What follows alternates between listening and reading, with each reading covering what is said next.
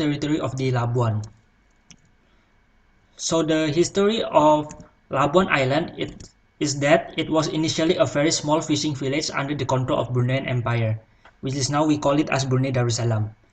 No one really knows when exactly Labuan Island fell under the Bruneian control, but at least since the 19th century or 1800, we can sure that the Bruneian has controlled them, and since it was very near to Brunei, we can also assume that it has been longer than we thought. And then in 1846, the history of the modern Labuan began as the island was officially handed over to the British by Raja Mudak Hashim of Brunei on 18 December 1846, and eventually it was declared as a free trade port by the British. So at this point, the modern history of Labuan began as it was evolving from the small fishing village into a large town settlement by the British, on which they founded the city and called it Bandar Victoria, which the name remained until now. Then in 1888, Labuan administration was handed over to the British North Borneo Company, which also ruled Sabah and also known as the Chartered Company. Then in 1907, the administration was handed over to the Straits Settlement, which means they have the same administration with Singapore, Penang, and Malacca on the Peninsula Malaysia. Despite the difference of the location. Then in 1942, the Second World War happened, and the Japanese army invaded the rest of most of the Southeast Asia, including Labuan, and took control of the island. The name was later changed into Maida Island.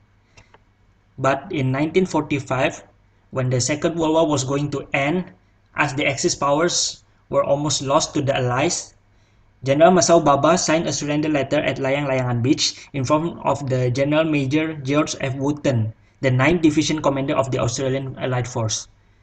Then in 1947, after the Second World War ended, the Town Syndicate was founded to administrate Labuan Island. Then the very historical moment is on 16 April 1984, because on this date the Labuan was officially declared as the Federal Territory of Malaysia, and it was officially formed according to the Constitutional Act Amendment 1984. Sabah border was amended due to the formation of Labuan Federal Territory, as was confined under Constitutional Allocation Item 3 and Item 4, Amendment Number 2, 1984. Labuan as federal territory will consist from Labuan Island and all territories with 4.8 km coverage or 3 nautical miles from the particular island, including the neighboring small island around Labuan, which are Rusukan Besar, Rusukan Kecil, Kuramat, Burong, Papan, and Daat Islands. On the same day, thousands of Labuan citizens witnessed Prime Minister Datuk Sri Mahathir Mohamad and Sabah Chief Minister Datuk Haris Mohamad Saleh signing Labuan Agreement documents that changed Labuan's status to the Federal Territory, which remain until now.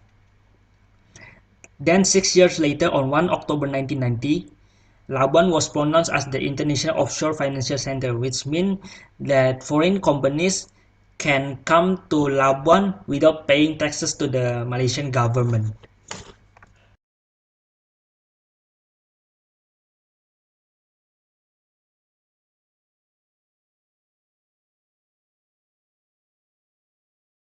National Park and Nature Park. I introduce two places here. First, Kinabenua Wetland. The Kinabenua Wetland is an over 97,604 hectares natural mangrove forest located at the end of the southern part of Labuan, which is on the lower Lina Benua River. This area of Labuan emphasizes biotourism, protecting the ecosystem and fragile biodiversity for ecologically sustainable tourism. There are residents in the mangrove forest. The forest preserved 7 different families' home in 16 mangrove species. Second, the marine park. Water encircling the 3 small islands of Labuan have been insisted as marine parks since 1994. Their four main American Australian salmon and blue water wake are still drowning under the ocean. The tourist attraction. I will introduce three phrases here. First, the clock tower. The Labuan clock tower was built in 96 by the state businessman Che Sui Chan from Malacca. This is one of the architecture that survived the Air Force booming by the Allied forces at World War II. The three other structures are also still in Labuan, which is the hospital, chimney, and lighthouse. The British government decided to demolish in 1948, but ended up rebuilding. In 2002, the clock started using in Labuan again. Second, Gurwada Sahib. The Sikh community moved to the island of Labuan in 1860s. The British recommend Indians to move and work for the coal mine and security system in Labuan. This architecture called Gurwada Sahib is the best example of Sikh in Labuan. The large golden dome and the whitewashed looks are the largest temple in Labuan. Third, the chimney. This is one of the famous, unique, and mysterious historical landmarks in Labuan. This red bricks believed to be built in nearly 90,000. When coal was imported in Tanjung Tabin under the administration of British, they were forward of the actual management of this chimney. Originally, people thought there are tunnels under this chimney for ventilation, but recently the excavation shows that there were no tunnel under this ground. Also, there is no evidence for burning for usage. Some said it was lighthouse beaconing ships or to be used as an announcement bell. Till today, the way of using this chimney remains unknown.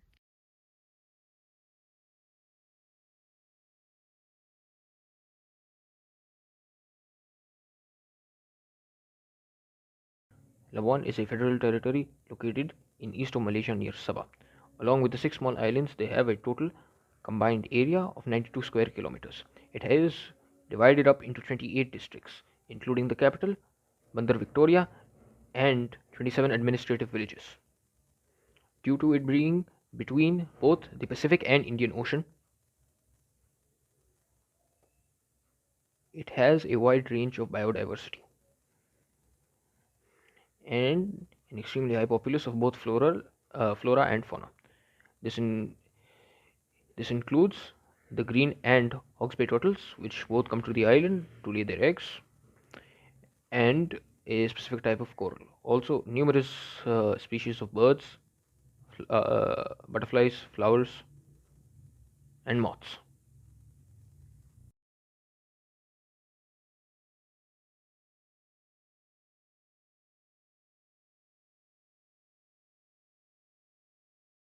When talking about Labuan traditional cuisine, two stand out the most. First being coconut pudding. It is essentially coconut water and jelly, both mixed and served chilled. Extremely famous among the locals. The second is crab. Now, due to the diverse population, there are many different ways you can have crab, such as steamed crab or boiled crab, crab cooked in chili sauce, curry crab, and even if you're going for traditional Malaysian cuisine, such as nasi lemak, all of them are available at Labuan. Also, there is an abundance of seafood. Due to Labuan being both between the Pacific and Indian Ocean, fresh fish, prawns, shrimp, in many different styles that you can imagine, all of them are served there.